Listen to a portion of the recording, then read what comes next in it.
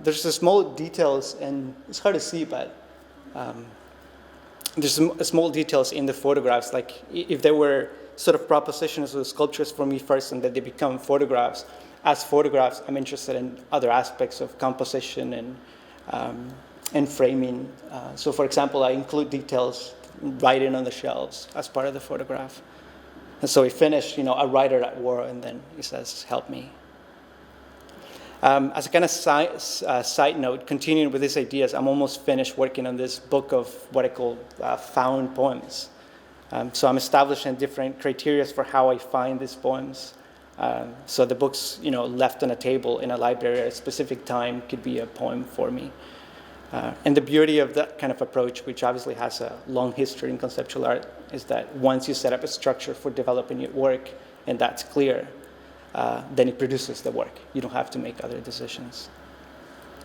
But the important thing for me for working in different media is not to keep the work and the ideas as kind of finite points, but always kind of liable to change and in a state of flux. So they will become sculptures and then photographs, and then it can become a book. So I do that quite often. This one is called From 10 to 1, and I arrange a group of bilingual dictionaries from the 10 most spoken languages into English.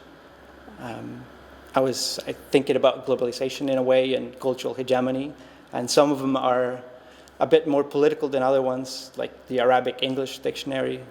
I was also interested in this idea of how we are, in a way, sustained by language and how it shapes our worldview. So it's also kind of sort of a failed attempt to propose a set of help manuals for a world complete of misunderstanding and conflict. And I think I'm also interested in this idea of English becoming the international language of the world, and how we, the role that it takes in binding and translating all these different worldviews.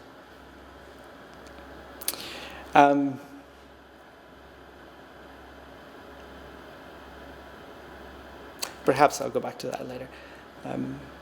It's a detail from the piece. I like that kind of materiality to books, and I guess I always really loved the story that Borges, this Argentinian writer, when he was blind, he used to shop for books by feeling the spines.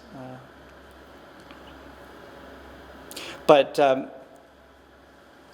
art making for me is really not an academic pursuit. As much as I'm driven by ideas or interested in books and ideas, I'm just as much influenced by stories and by poetry. And I think what's important for me is to mix research with listening to my own intuition and my own experience and bringing those things together. So fiction could be, a starting point just as well as, a book about theory or...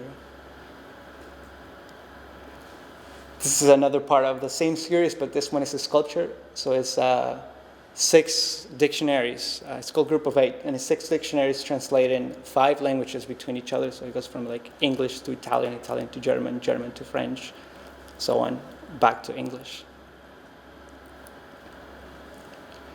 This, so it's a diptych, it's a photograph diptych, and probably I went a bit far with the rearrangements on that one.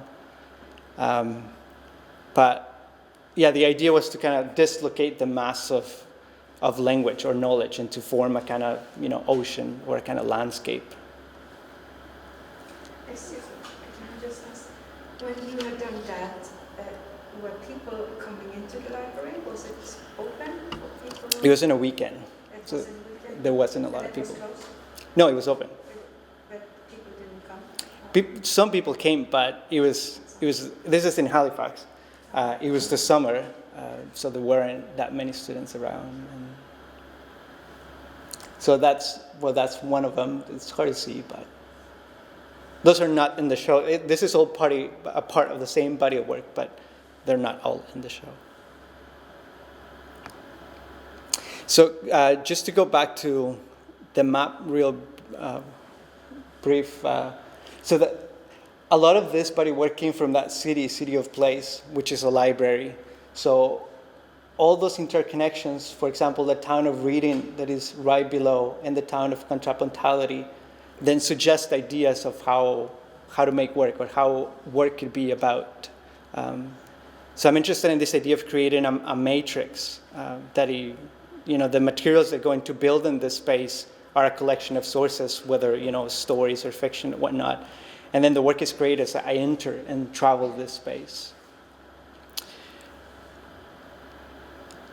So also part of the same body of work, I was, thinking again, like I said, from that town of contrapuntality, I was thinking of this idea of looking at subjects in counterpoint, sort of like, Robinson Crusoe, again, as part of, the colonial imagination. So I had the idea of making a prototype for a library shelf that would follow a musical score, but it's a counterpoint musical score, also called a fugue. And that type of music is all about, it's about counterpoints. It's about having two notes that are dissimilar, but they're arranged in a way that they kind of, sound good together. And it was also, so each sort of those little breaks or brackets is a note. So if you know how to play music, you can actually play the library shelf. And it was also, the point was to have a system that we use material or physical criteria for classification, so treating the book as an object.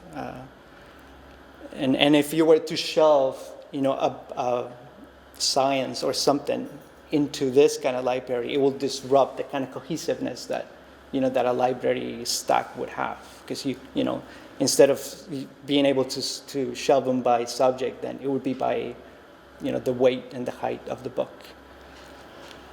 And it's a functional object, but it's kind of like a sculptural transposition of time into form in a way. And I like very much how it kind of mirrors the piano keys, that movement, where it is also kind of a cityscape. There also are historical references. I've been interested in minimalism for a while.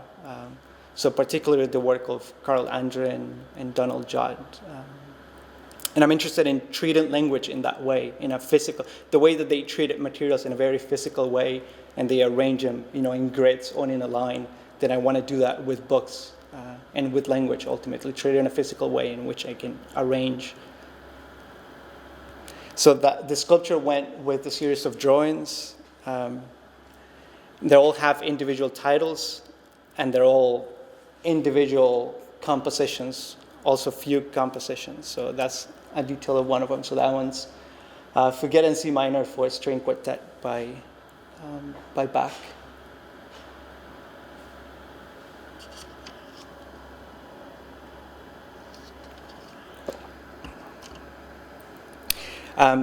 So as I was saying, the interest in this installation, because at the end it formed one installation, was to treat books and words in a similar fashion to Andre and Judd's sculpture. So this piece is titled One Standard Stoppage, and it was about 750 hours of labor, and they were all performed by me. It's made on bronze, highly polished bronze, and the work is a sort of portable sculpture, and it's laid out and displayed each time according to the room's specifications. And the sentence, what it says is that it states its own distance, 227 inches long. But it's difficult to read from any one single point, so it kind of prompts the viewer to walk along or to walk the length of the statement. So it comes with its own box for transportation and storage, and with its own set of instructions.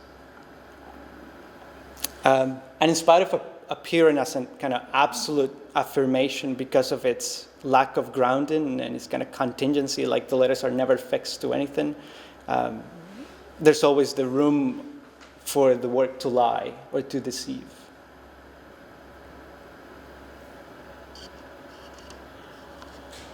So those are just a few details of that.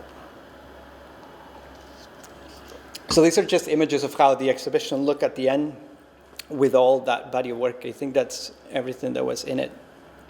So that's the diptych in one corner, and those are the shelves and some of the photographs around. And on the other end, there was the video, and this sculpture was over here. So the other installation that I did this one is actually right before this body of work, which is in the room and is what the show is about. It's called the Freedom Fighter Manual, and it's a 17-page manual designed by the CIA in the 80s, and it was designed by the CIA and airdropped over Nicaragua to overthrow the democratic elected government of the Sandinistas. And the reason why they wanted to do that is because the previous government obviously was serving the interests of the US in terms of economic policies and whatnot. And they came this other government that wanted to make all these radical changes, mass literacy and whatnot. And obviously the US wasn't in the interest of the US at that time. So the manual contains a set of instructions for public disobedience and revolt. So their plan was to airdrop it so people would pick it up and would follow these instructions and overthrow the government. And they go from very simple, almost banal gestures, such as ripping the pages out of books, to calling in sick to work, to how to make a Molotov bomb, how to make an incendiary bomb. So I reproduced the manual page by page with glow-in-the-dark ink, as you can see, and motion-sensitive security lights. And generally speaking, the starting point for artistic research for me is often a document, whether it's a book that I read, a novel that I'm interested in, or a manual that I come across. And then I just I work through it and remanifest it as I translate it, or I reenact it, or reconstruct it.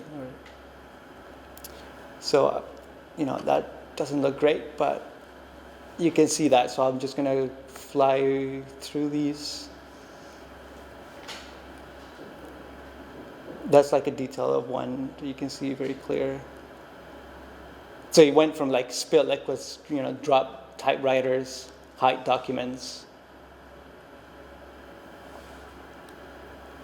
Those are the lights.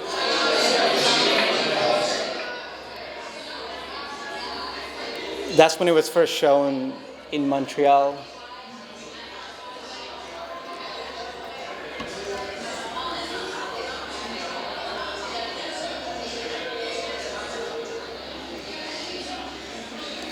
So what's interesting to me is that if there's one person in the room, it's very easy to control and see the work because it's only yourself who can stop.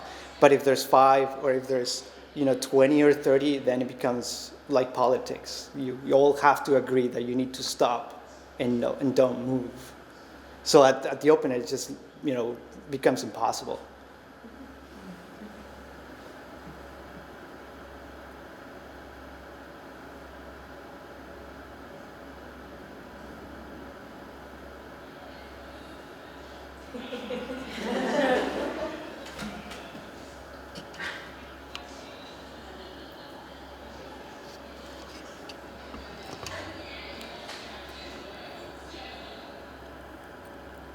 So from the installation, I seal screen again the installation or the manual into an artist's book using glow-in-the-dark ink. So it's also on the show. It's on a little plinth over here. There were 10, I made 10 copies or something. So it's also sort of like a book to be read in the dark in the same way that you would need to charge it in the light and then turn the light off and then be able to read it.